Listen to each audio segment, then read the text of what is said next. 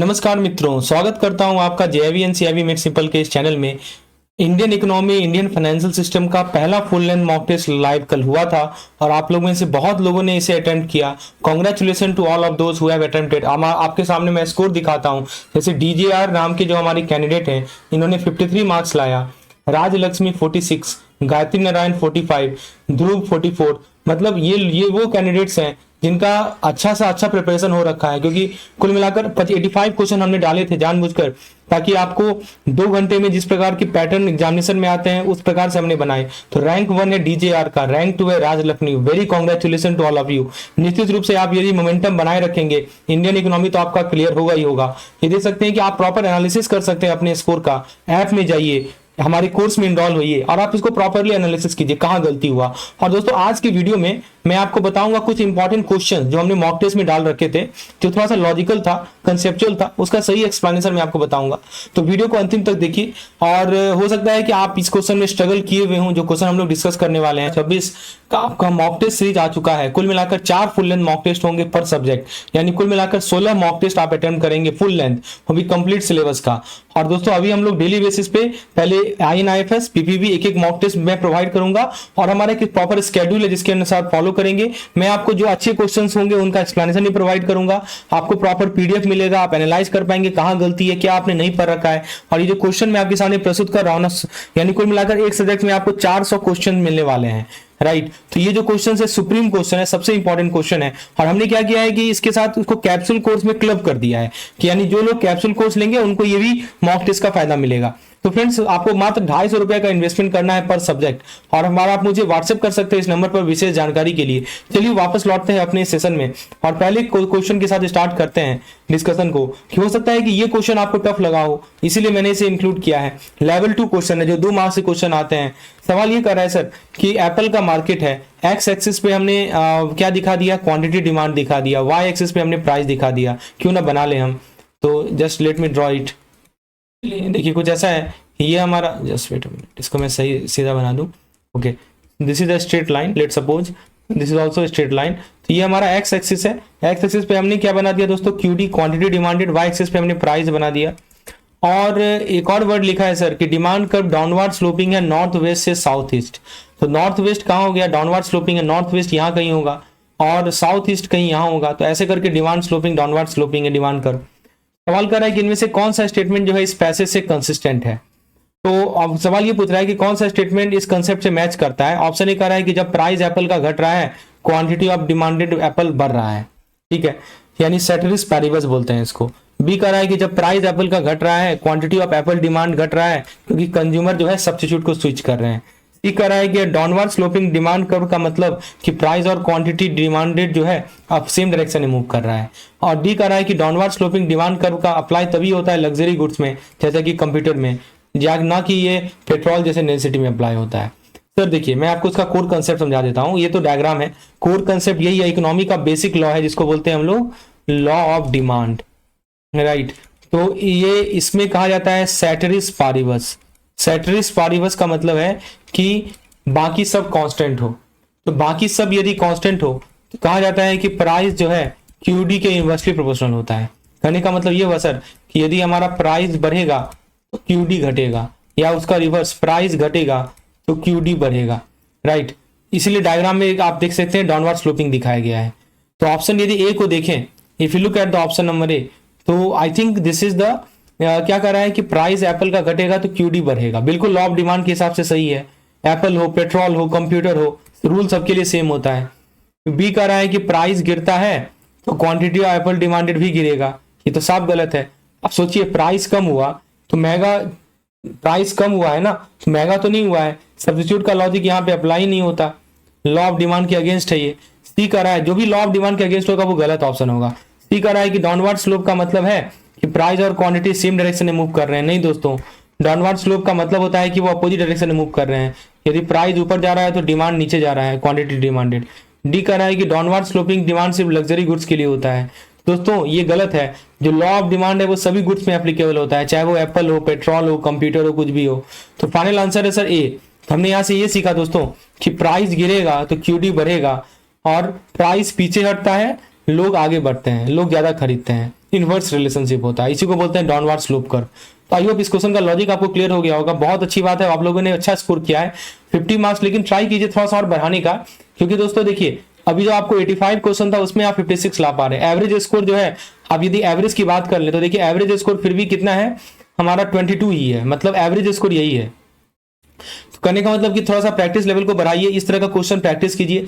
थोड़ा सा हमारा हाई टफर साइड रहता है, मैं मानता हूँ एग्जामिनेशन, लेकिन मैं ट्राई करता हूँ कि आसान क्वेश्चन भी देने का, ताकि आपका प्रैक्टिस एकदम फुल्ली फ्लेजेड हो सके। तो जरूरी है कि इस मॉक टेस्ट को आप फिर से अटेम्प्ट करें एक बार, क्योंकि रिपीटेड अटेम्प्ट पॉसिबल है, और फिर से देखिए कि आप कितना स्कोर कर पा रहे हैं। अगले अटेम्प्ट में टारगेट कीजिए 90 से 100 मार्क्स का, राइट। क्योंकि दोस्तों जो क्वेश्चन आप देखने वाले हैं ना, बहुत सेम क्वेश्चन आएंगे। चारों मॉक टेस्ट होंगे एक सब्जेक्ट के, और चारों मॉक टेस्ट में आपको डिफरेंट वैरायटीज ऑफ क्वेश्चन से एक्सपोजर दिया जाएगा। निश्चित रूप से आपको हेल्प करेगा आगामी एग्जामिनेशन में। और वीडियो का जो एक्सप्लेनेशन है ना, वो एक तरह का सप्लीमेंट है, क्योंकि आपको हेल्प करेगा। आइए एक और क्वेश्चन को देखते हैं। हो सकता है कुछ लोग यहाँ पे स्ट्रगल किए हो इस क्वेश्चन में, fill in the blank type question, REIT पे बेस्ड था।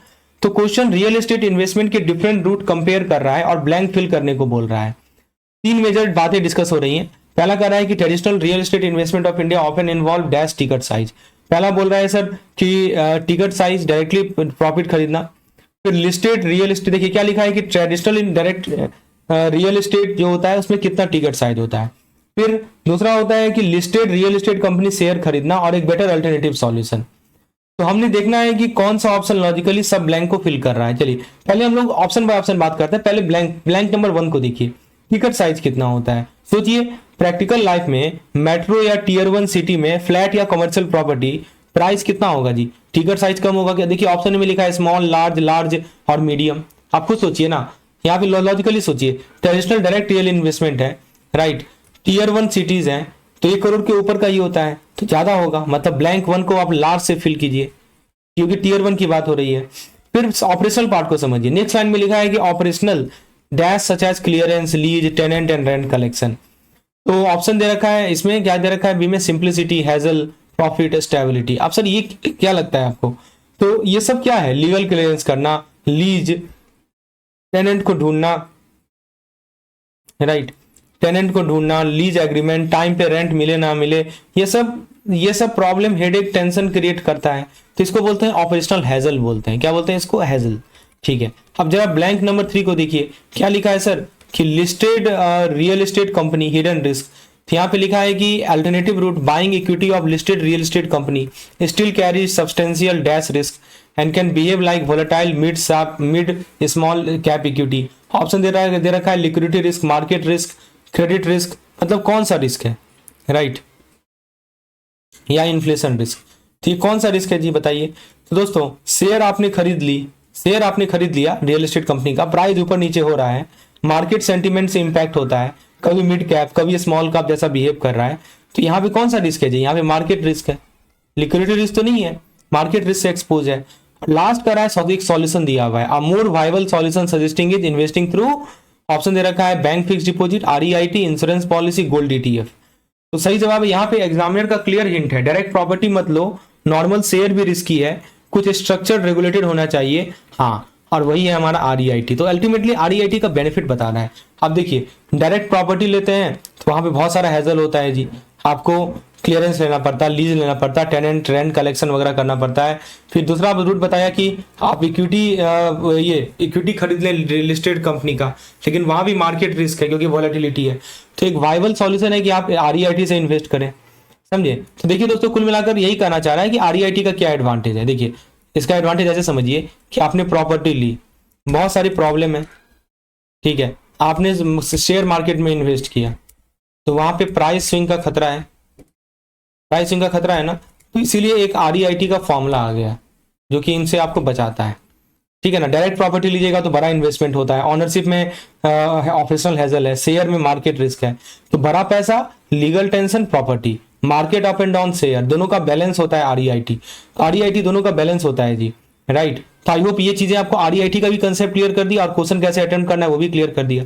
अब आइए क्वेश्चन नंबर 3 की ओर बढ़ते हैं। क्वेश्चन नंबर 3 दोस्तों एक न्यूमेरिकल टाइप क्वेश्चन है, बहुत सिंपल सवाल है, हो सकता है कि आप यहाँ पे स्ट्रगल किए हुए हो, कैसे सॉल्व करना है, क्या कर रहा है, मैं समझा देता हूँ दोस्तों इसके लॉजिक को।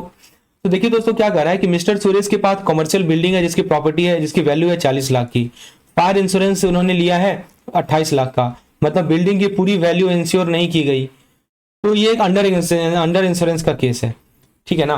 तो अब आग सही में लग गया, एक्चुअल लॉस हो गया 21 लाख का, तो इंश्योरेंस कंपनी ने प्रिंसिपल ऑफ एवरेज लगाया, तो ये बताना है कि कितना कॉम्पेंसेशन मिलेगा, 14.70 लाख, 18 लाख, 21 लाख, 28 लाख। बहुत अच्छा सवाल है। तो दोस्तों आप भी यदि इस तरह के हाईली एफिशिएंट रिवीजन सेशन से जुड़ना चाहते हैं, हमारे मॉक टेस्ट कोर्स में इनरोल हो सकते हैं या हमारे कैप्सूल कोर्स में इनरोल हो सकते हैं। किसी प्रकार की विशेष जानकारी चाहिए, नंबर सेव कर लीजिए, व्हाट्सएप कीजिए, या डिस्क्रिप्शन में मैंने कोर्स का लिंक भी दे रखा है। चलिए अब दोस्तों आगे बढ़ते हैं, इस क्वेश्चन में हम लोग वापस लौटते हैं। कैसे, पहले ये समझिए कि ये सर प्रिंसिपल ऑफ एवरेज होता क्या है, क्योंकि हमें यही लॉजिक अप्लाई करना है। पहले ये लॉजिक समझ लेते हैं, फिर क्वेश्चन में इसको अप्लाई कर देते हैं। तो प्रिंसिपल ऑफ एवरेज में कहा जाता है कि इंश्योरेंस का एक गोल्डन रूल है, इंश्योरेंस का एक गोल्डन रूल है कि अगर एसेट फुल्ली इंश्योर्ड नहीं है, आपका जो एसेट है वो यदि फुल्ली इंश्योर्ड नहीं है तो क्या किया जाए, तो उस केस में लॉस का पूरा पैसा इंश्योरर नहीं देता, लॉस का जो इंटायर अमाउंट है ये इंश्योरर नहीं देता। ये क्वेश्चन मैंने मॉक टेस्ट में इंक्लूड किया था और बहुत लोगों ने सही भी किया, कुछ लोगों ने गलत भी किया है। तो लॉस का पूरा पैसा इंश्योरर जो है नहीं देता, राइट। प्रोपोर्शनेट बेसिस पर पेमेंट होती है, पेमेंट होगी लेकिन किस बेसिस पे दोस्तों, प्रोपोर्शनेट बेसिस पे। सीधी भाषा में बोले कि तुमने एसेट का मात्र 70% इंश्योरेंस लिया है तो लॉस भी तुम्हें 70% ही मिलेगा। हम इसी को बोलते हैं प्रोपोर्शनेट इंश्योरेंस। मतलब एसेट चूंकि पूरा इंश्योर्ड नहीं है तो लॉस इंटायर अमाउंट पे इंश्योरर नहीं देगा, कवर नहीं करेगा, जितना का प्रोपोर्शनेट बेसिस पे करेगा। तो इसका एक फॉर्मूला होता है दोस्तों, बुक में फॉर्मूला दिया हुआ है, मैं कभी भी नहीं बोलता फॉर्मूला रटिए, लेकिन आपके कन्वीनियंस के लिए फॉर्मूला में लिख देता हूं कि देखिए कॉम्पेंसेशन निकालना है ना, तो उसका एक काम कीजिए कि आपने कितना सम एज्यूड किया था वो नॉमिनेटर में डाल दीजिए, अपॉन एक्चुअल वैल्यू को डिनोमिनेटर में डाल दीजिए और इसको मल्टीप्लाई कर दीजिए एक्चुअल लॉस से। चलिए अब इसको हम लोग अप्लाई करते हैं इस क्वेश्चन में। सर यहाँ पे हमें क्या डेटा दी गई है, हमें दी गई है कि सम इंज्यूर्ड है 28 लाख, 28 लाख सम इनका एज्यूर्ड है, एक्चुअल प्रॉपर्टी की वैल्यू है 40 लाख और एक्चुअल लॉस हुआ है 21 लाख का। चलिए ये 3 डेटा हमें दी गई है, बस यहाँ पे मैं लिख देता हूँ कि एक्चुअल वैल्यू जो है प्रॉपर्टी की है वो 40 लाख है, जो सम इंश्योर्ड किया गया है वो 28 लाख इंश्योर्ड किया गया है, और जो एक्चुअल लॉस हुआ है वो हुआ है सर 21 लाख का। तो सबसे पहले क्या कीजिए, आप इंश्योरेंस कवरेज रेशियो निकालिए, ये बहुत इंपॉर्टेंट है, राइट। मैंने बोला ना प्रोपोर्शनेट पूरा का पूरा, क्योंकि इंश्योर्ड है ही नहीं तो कंपनी भी क्लेम नहीं कर सकती, आप क्लेम पूरा कर नहीं सकते, क्लेम कीजिएगा भी तो नहीं मिलेगा। तो इंश्योरेंस कवरेज रेशियो इसको बोलते हैं, ICR बोलते हैं। कैसे निकालेंगे, तो आपने कितने का इंश्योरेंस लिया, कितना पेमेंट किया, आपने सम इंश्योर्ड किया 28 लाख का, टोटल वैल्यू कितना है 40 लाख है, तो 28/40 कुल मिलाकर 0.7 होगा, ये निकाल के देख लीजिएगा। अब इसको एक्चुअल लॉस पे अप्लाई कीजिए, now you have to apply an actual loss. तो 0.7 multiplied by what, 0.7 multiplied by 21, actual loss तो 21 लाख क्या हुआ ना, तो that will multiply by 21 will be 14.70 lakh. तो इंश्योरेंस कंपनी इतना पे करेगी, राइट। तो इसका सही जवाब क्या है दोस्तों, जो लोग ऑप्शन ए इस लॉजिक पे टिक लगाए होंगे बिल्कुल सही है, और ये सवाल बार बार आता है।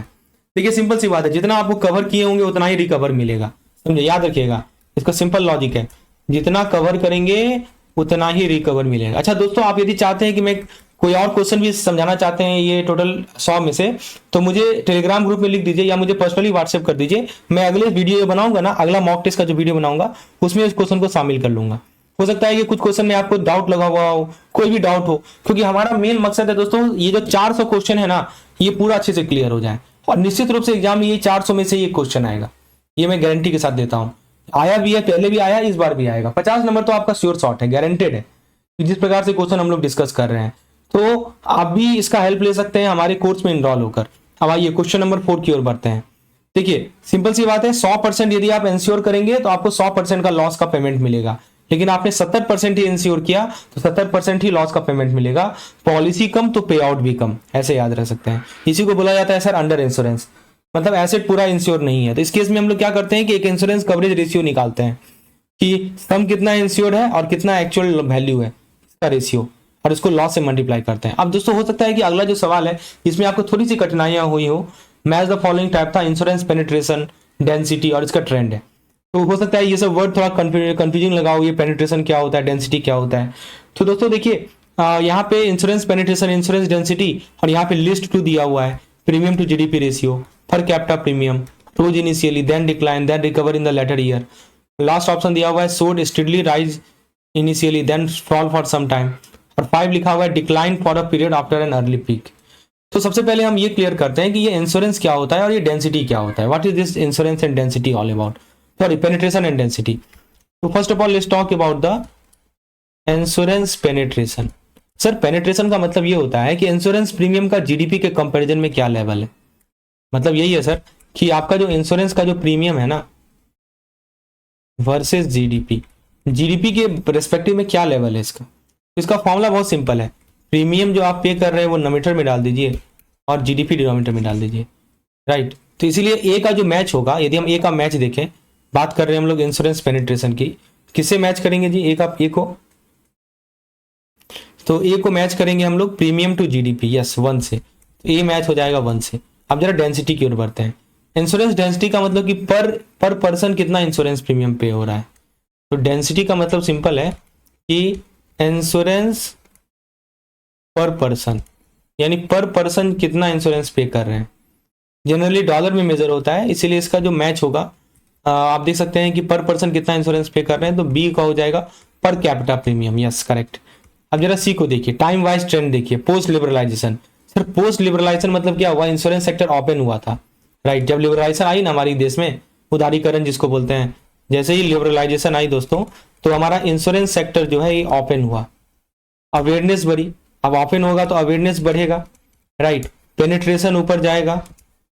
फिर कुछ साल बाद क्या हुआ, थोड़ा सा स्लो डाउन आ गया, after some year slow down happen, right. और जो पेनिट्रेशन था, पेनिट्रेशन यानी प्रीमियम पर इंश्योरेंस, वो घटा, राइट, प्रीमियम पर जीडीपी घटा।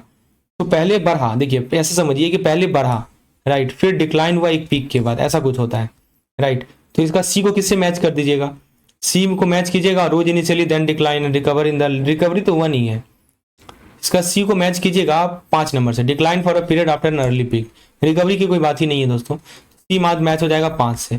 डी कर रहा है 2010 के मिड डिकेड ट्रेंड इन डेंसिटी, डेंसिटी का ट्रेंड बोल रहा है। देखिए दोस्तों 2010 में क्या हुआ कि मैं आपको इसका भी डेंसिटी का ट्रेंड बताता हूं। सर डेंसिटी का मतलब होता है कि कितना लोग इंश्योरेंस ले रहे हैं। तो देखिए 2010 में क्या हुआ कि लोगों की इनकम बढ़ी,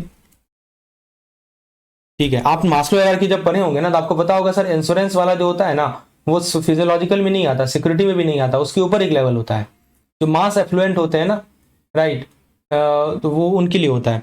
तो देखिए जैसे यहाँ पे इनकम बढ़ा, राइट, तो पर कैपिटा प्रीमियम स्टेडली बढ़ा, पर कैपिटा जो प्रीमियम था वो बढ़ा। फिर कुछ ईयर में स्लो डाउन आ गया, फिर स्लो डाउन आ गया, फिर उसके बाद फिर बढ़ा है। तो देखिए पहले बढ़ा है धीरे धीरे, फिर स्लो डाउन आ गया, मतलब हल्का घटा है, राइट, फिर बढ़ा है, ऐसे करके हुआ है। तो यदि हम ऑप्शन को मैच करें तो डी के लिए कौन सा ऑप्शन होगा, slow steadily rise initially then fell for some year rose rise again, yes, D का हो जाएगा 4। और ये 3 का हो जाएगा हमारा, डी का 4 हो जाएगा। और ई में कह रहा है सर रिसेंट ट्रेंड इन पेनिट्रेशन, यानी रिसेंट ईयर में दोनों इंडिकेटर ने पहले गिरावट दिखी फिर रिकवरी शो की, तो रोज इनिशियल, तो इसमें क्या हो जाएगा, डी का हो जाएगा 3, पहले बढ़ा फिर घटा फिर रिकवर हुआ, ठीक है। तो वो क्या आंसर हो जाएगा 1 2 5 4 3, यानी जो ऑप्शन 1 2 5 4 3 है वो सही होगा, यस, सी नंबर करेक्ट है, समझे। तो दोस्तों इसको ऐसे याद रखिएगा, एक तरीका ट्रिक मैं बताता हूं आपको। देखिए ट्रिक में बता रहा हूं कि पेनिट्रेशन को याद रखिएगा जीडीपी से और डेंसिटी को याद रखिएगा डॉलर से। बस पेनिट्रेशन जीडीपी से रिलेटेड होता है और डेंसिटी डॉलर से रिलेटेड होता है, यानी डॉलर पर पर्सन। डॉलर यानी कि इंश्योरेंस का प्रीमियम एक पर्सन कितना पे कर रहा है, और पेनिट्रेशन सर रिलेटेड है जीडीपी से, राइट। तो ट्रेंड भी याद रखने का एक तरीका है, शुरुआती साल में ना पीक के बाद फिर घटा, मिडिल ईयर में पहले ऊपर गया फिर डाउन हुआ फिर ऊपर गया, और रिसेंट ईयर में रिकवरी फेज चल रहा है, रिकवर हो रहा है। चलिए आई होप अब आपको कहीं कोई कंफ्यूजन नहीं होगा ये पेनिट्रेशन और इन सब से रिलेटेड। अब एक और न्यूमेरिकल सवाल में हो सकता है कि आपको डिफिकल्टी हुआ हो कि सरकार के पास ये डिटेल दी गई है, रेवेन्यू एक्सपेंडिचर दी गई है 5000 करोड़, रेवेन्यू रिसीट दे रखा है 4300 करोड़, ग्रांट इन एड है कैपिटल एसेट क्रिएशन का 200 करोड़। क्वेश्चन पूछ रहा है कि सर रेवेन्यू डेफिसिट कितना होगा और इफेक्टिव रेवेन्यू डेफिसिट कितना होगा। 4 ऑप्शन दिए गए हैं, 700 करोड़, 500 करोड़, ऐसे करके 4 ऑप्शन दिए गए हैं। पहले मैं आपको इसका मीनिंग बता देता हूं, हो सकता है कि आपसे ये नहीं समझ में आया हो कि सर रेवेन्यू डेफिसिट होता क्या है। आरडी का मतलब होता है सर कि सिंपल सी बात है, डेफिसिट का मतलब कि आपका रेवेन्यू एक्सपेंडिचर कितना है और आपका रेवेन्यू इनकम कितना है, या रिसीट बोल सकते हैं, एक्सपेंडिचर माइनस रिसीट। सिंपल शब्दों में बोले कि सरकार का रोज का खर्चा ज्यादा है और रोज की इनकम कम है, इसीलिए जो डिफरेंस होता है वो डेफिसिट कहलाता है। जरा देखते हैं कितना खर्चा है जी। देखिए खर्चा है 5,000 करोड़, रिसीट है 4,300, तो 5,000 माइनस 4,300 यानी 700 करोड़ का आपका डेफिसिट है। अच्छा, अब एक टर्म होता है सर इफेक्टिव रेवेन्यू डेफिसिट, इसको बोलते हैं ईआरडी। अब इसमें क्या अंतर है, ये अलग क्यों होता है? देखिए सरकार कभी कभी क्या होता है कि रेवेन्यू एक्सपेंडिचर से कैपिटल एसेट क्रिएट करवाती है। क्या करती है सरकार, समझिएगा कि जो रेवेन्यू एक्सपेंडिचर है ना, उसे कभी कभी कैपिटल एसेट क्रिएट करवाती है। जैसे स्कूल क्रिएट की, जैसे हॉस्पिटल क्रिएट की, जैसे रोड क्रिएट की, राइट। अब आप सुने होंगे नाम इसका, ग्रांट इन एड, राइट।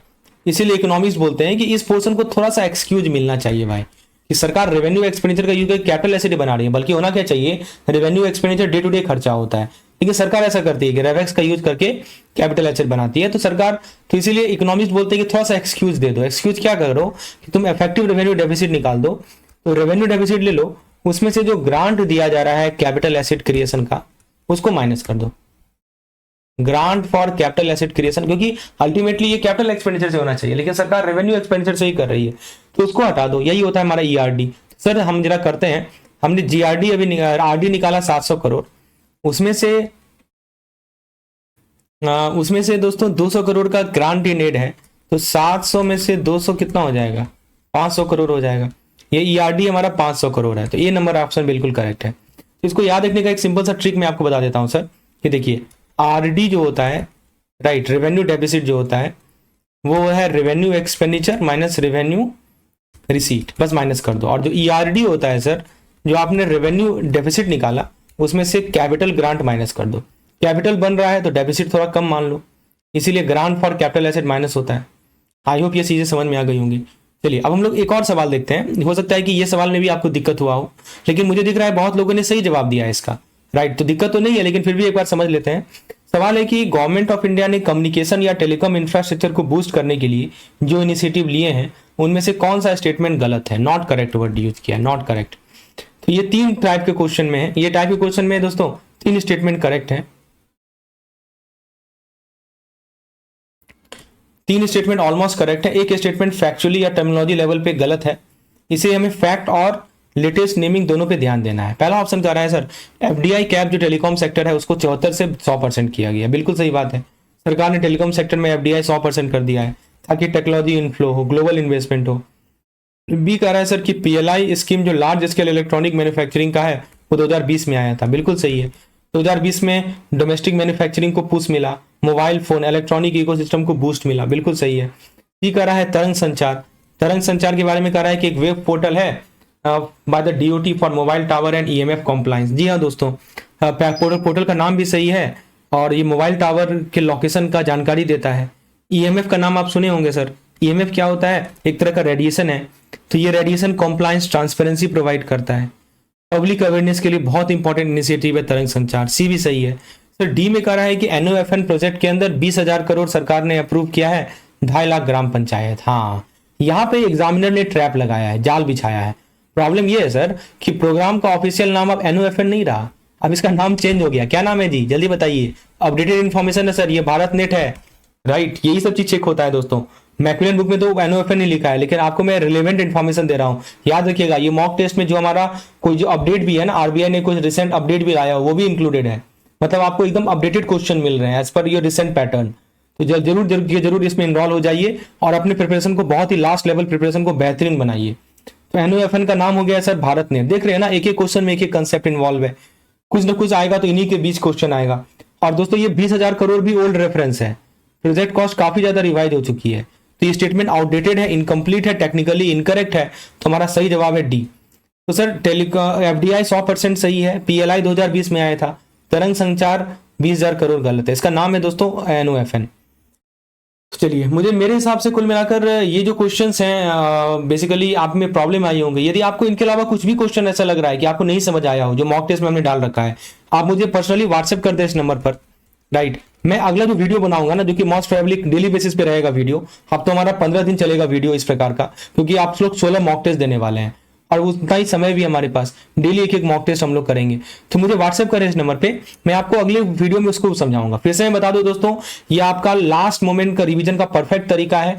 आपको कैप्सूल कोर्स के कंटेंट भी मिल रहे हैं साथ में, जिसमें सारे इंपॉर्टेंट पीडीएफ मिल रहे हैं, प्लस साथ ही साथ ये 4 मॉक टेस्ट पर सब्जेक्ट मिल रहा है। दोस्तों बहुत ही इंपॉर्टेंट इन्वेस्टमेंट है आपका, यदि ये इन्वेस्ट करते हैं, प्रमोशन आपके हाथ में रहेगा। जेआईवी मई 2026 आपके श्योर शॉट क्लियर होगा। मिलते हैं नेक्स्ट वीडियो में, धन्यवाद।